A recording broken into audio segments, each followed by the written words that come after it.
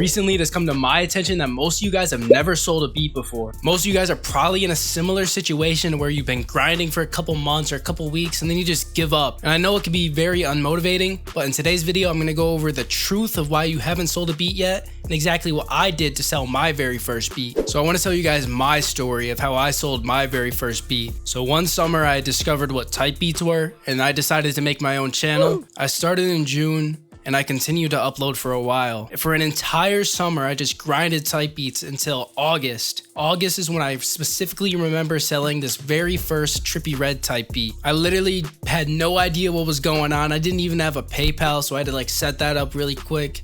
The guy wanted a stems lease. I didn't know what stems were. I was over there looking up how to export stems in FL Studio, all this dumb shit. And it honestly made me realize that there's an entire world out there of people making full-time livings off of type beats, and I didn't even know this was a thing, so that really motivated me. But after that first sale, I just wasn't getting any more, and it took me until December to get my second sale. And then I kind of figured out the method or kind of the pattern on how to sell beats, and then by April of that next year, things started picking up a little bit, and then that's when I started to make some consistent income. But what exactly did I do? What challenges did I face?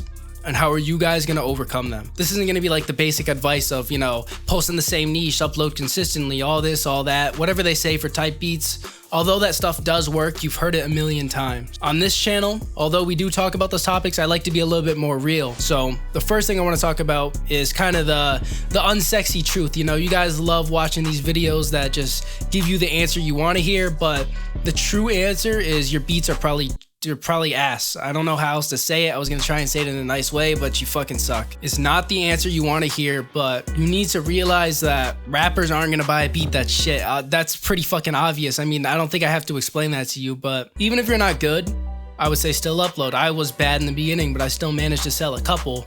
Just it wasn't consistent until I started to get better. The type beat game is a very saturated niche, so you're gonna have to figure out a way to be better and stand out from the crowd. But now, how do you get better? That kind of brings me to the second thing I want to talk about, and that's just getting better every day, learning new skills. I don't care how deep you are into music. I don't care if you've been doing it for 10, 20 years, but there's always gonna be something you could learn. They say you could learn something new every day. It's fucking true.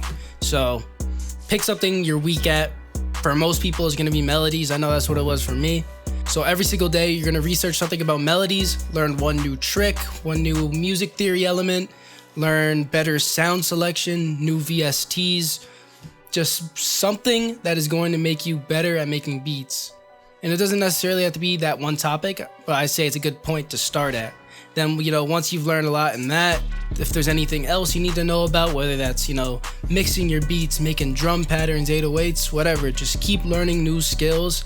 And if you have a lot of free time, I'd recommend even scheduling that into your day. Like at this very time, you're gonna learn a new skill. Another thing that's kind of helped me improve and just keep going is to finish every single beat you start, even if it's not that good. So every single time I finish a beat, I listen to it the next day. I know you guys have all seen like the meme of, you know, making a beat at 3 a.m. then you wake up and it's shit.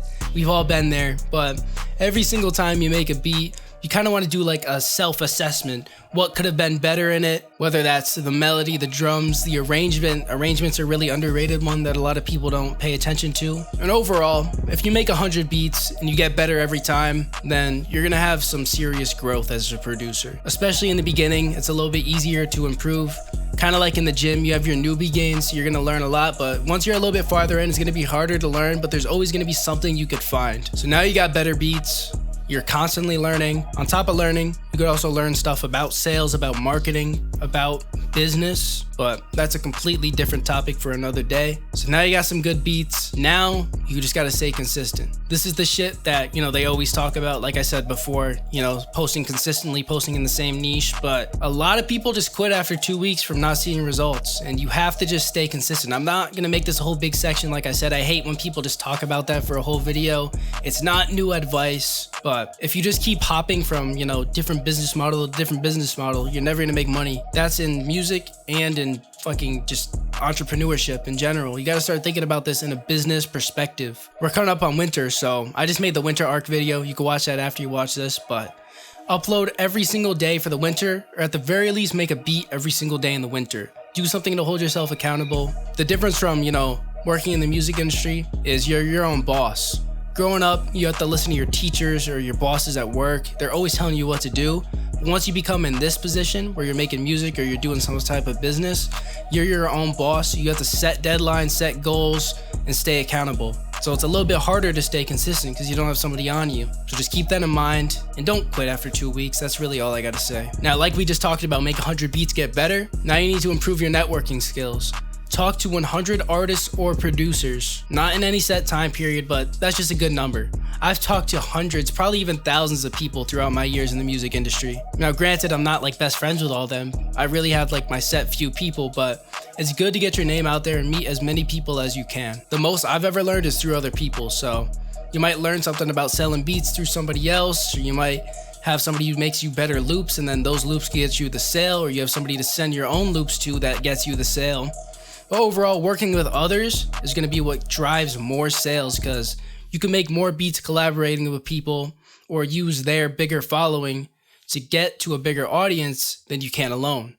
I know people are greedy, they want to keep their 100% share, but it's better to have a little bit of something than nothing at all. So working with people is 100% worth it. I'm thinking about making a full networking guide, like a 20-minute video, kind of like I did with the Winter Arc video. So if you guys want that, let me know.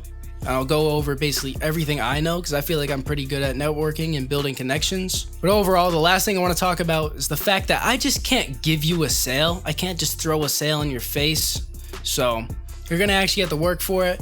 Watching YouTube videos about selling beats, although it could give you good information, it's not going to give you a sale. So I know a lot of you guys just binge these videos thinking it's productive, but at the end of the day, it's good to, watch a little bit at a time. But if you're just sitting here binging videos and you're not actually doing anything productive, then it's not going to help you. If anybody wants to know how to build their brand as a producer, how to make beats, or even how to sell beats, I offer one-on-one coaching calls, which you could book in the description below. Click here to watch another video, and I'll see you guys in the next one.